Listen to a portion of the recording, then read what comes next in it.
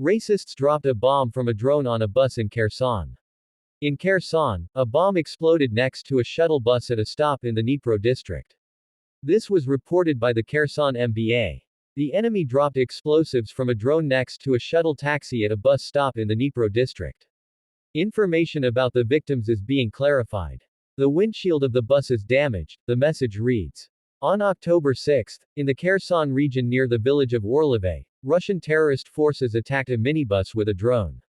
The passenger was injured. On October 2, occupiers dropped explosives from a drone on a bus carrying 20 passengers in Kherson region, one person was killed. On September 24, in the suburbs of Kherson, Russian invaders fired at a minibus carrying 5 passengers. In November, Ukraine will prepare a document with conditions for a fair end to the war, Zelensky. In November, Ukraine will complete the preparation of a document that will contain the conditions for a fair end to the war with the Russian Federation. This is reported by RBC Ukraine with reference to the speech of the President of Ukraine Volodymyr Zelensky at the Ukraine, Southeast Europe, Summit. Since July, we have been working on the points of the peace formula.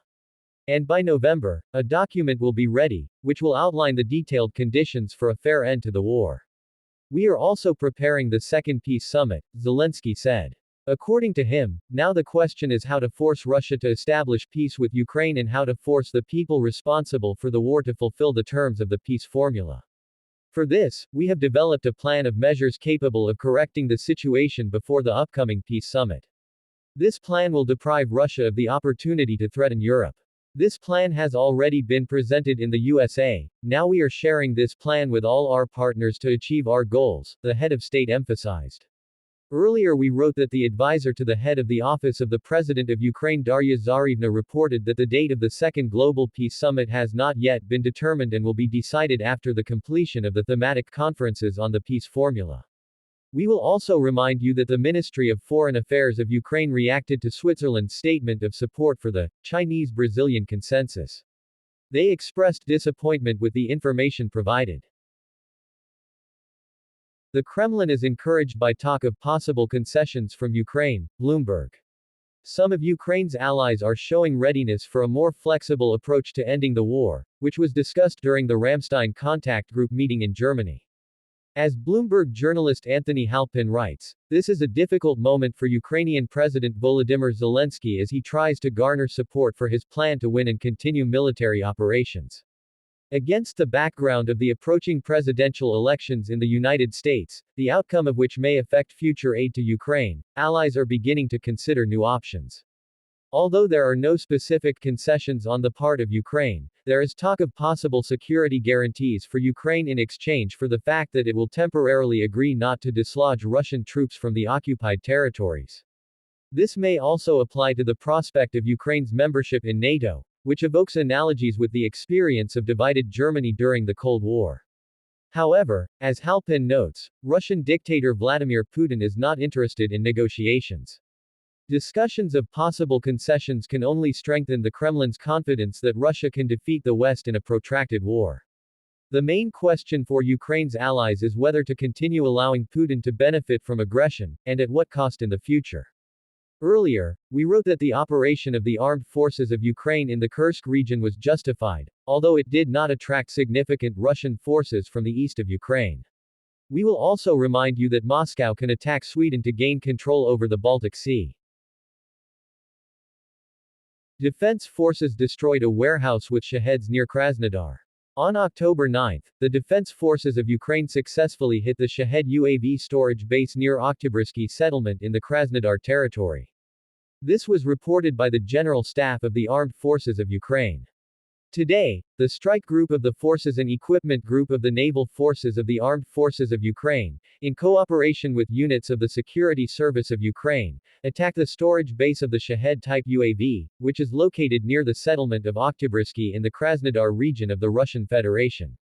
According to available information, about 400 attack drones were stored there. According to the results of objective control, an accurate hit on the target was recorded. A secondary detonation was observed on the territory of the facility, the General Staff said, adding that the destruction of the Shahid storage base will significantly reduce the ability of the Russian occupiers to terrorize peaceful residents of Ukrainian towns and villages. We will remind you that on the night of September 18, Ukrainian drones controlled by the Security Service of Ukraine, the State Security Service, and the SZH struck a large warehouse of the Missile and Artillery Department of the Ministry of Defense of the Russian Federation in Toropets, Tver region. A railway ferry with fuel caught fire in the Russian port of Kavkaz. It was hit by the armed forces and eventually sank. Racists again attacked a foreign ship in Odessa. There are victims. In the evening of October 9, the occupiers struck the Odessa region with ballistic missiles. It is known that at least 5 people died, 9 people were injured. Oleksiy Kuleba, Minister of Development of Communities and Territories of Ukraine, wrote about this in Telegram. According to him, the Russians hit the port infrastructure of Odessa region. As a result, 5 people died, 9 more were injured. All victims are Ukrainians. Currently, they are receiving medical assistance, 5 are in serious condition.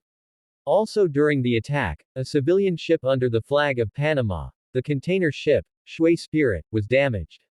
It is worth noting that this is the third foreign ship attacked by Russia in the last 4 days.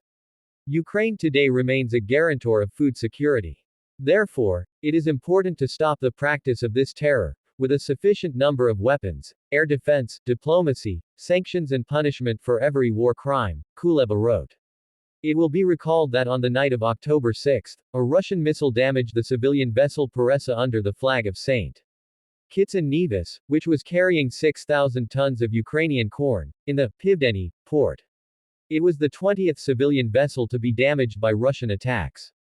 In the evening of October 7, the enemy struck with ballistic missiles, targeting the port infrastructure of Odessa. The Palau-flagged cargo ship ORTIMA was hit. 1 person died, 5 others were injured. Then Kuleba pointed out that Russian terrorists are purposefully trying to disrupt the work of the Ukrainian grain corridor.